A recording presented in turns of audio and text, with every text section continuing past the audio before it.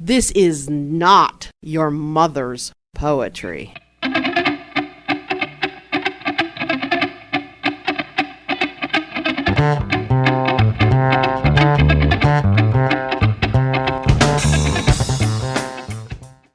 Hi, and welcome to Not Your Mother's Poetry. We call this show Not Your Mother's Poetry because you're not going to hear the sort of things that you heard in English class.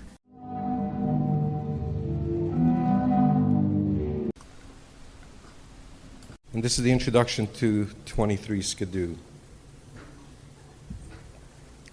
To the Surrealists. When I first crossed the abyss on a wobbly line of ink, I kept thinking, if I slip, I'm bread, like toast, like dead. I can now slip my tongue under the words to maintain my equilibrium. I can now wrap my lips around the last straw of desire. I can now inhale the voices overheard, unaware their voices to be preserved, whose moment is always round, whose moment is always now. So I give you haiku, 17-syllable poems to make you shudder. I place the haiku in the form of a cage here upon a table.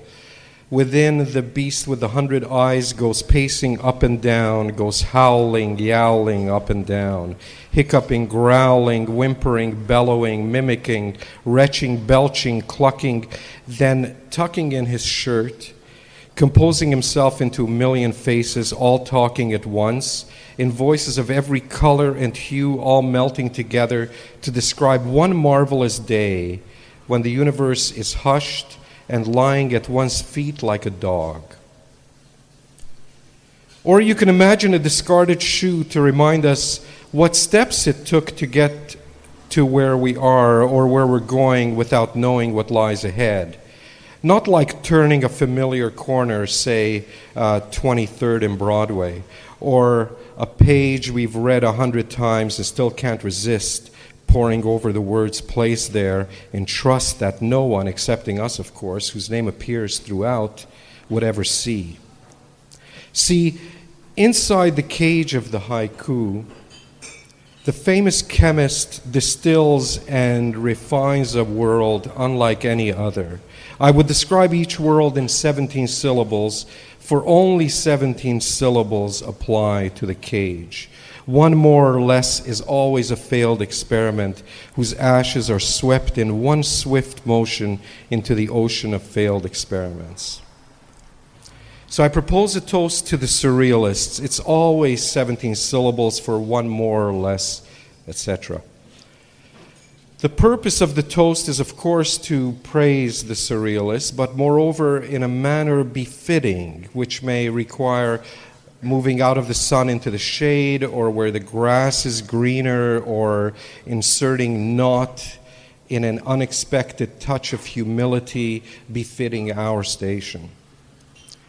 We don't want to appear to be superseding reputations we've been asked to aggrandize, while at the same time luring, in a manner of speaking, the esteemed listeners to follow a tale of events which, through the use of current idioms, let's call them lines overheard between the loud laughter amid a circle of friends, like circling birds of prey, intended to cast one into a headlong spin, a disorientation which the Surrealists will deem at once satisfying and elegant. That the cage of the haiku is restrictive has naturally invited criticism. After all, writing should be inseparable from personal freedom, and we should always encourage free expression. So I explored the structure of the haiku to find a way out. That's 23 Skidoo.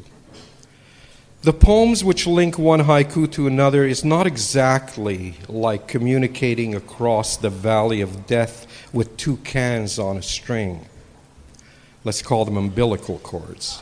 Some led to structures which I revisited a few times before I recognized them as untransfigured thoughts and abandoned them. I swept all the contents into the ocean of failed experiments.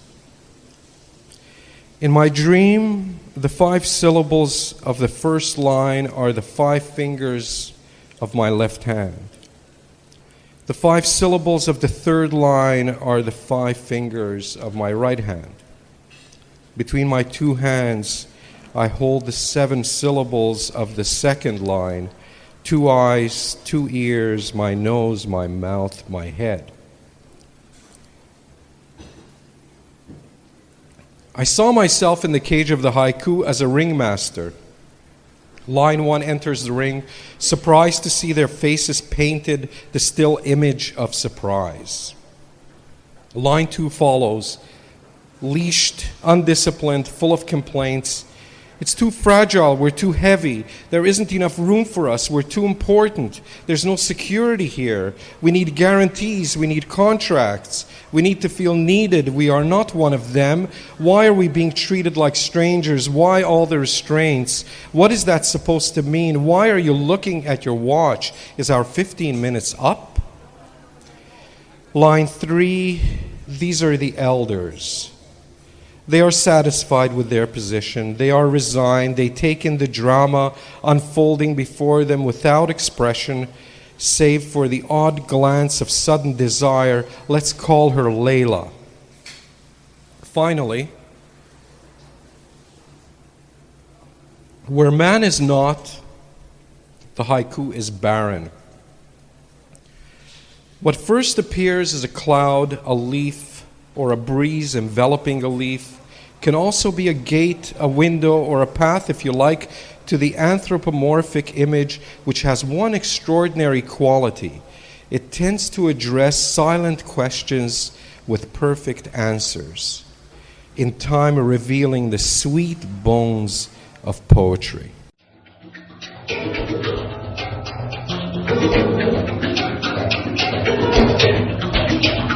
This is Not Your Mother's Poetry.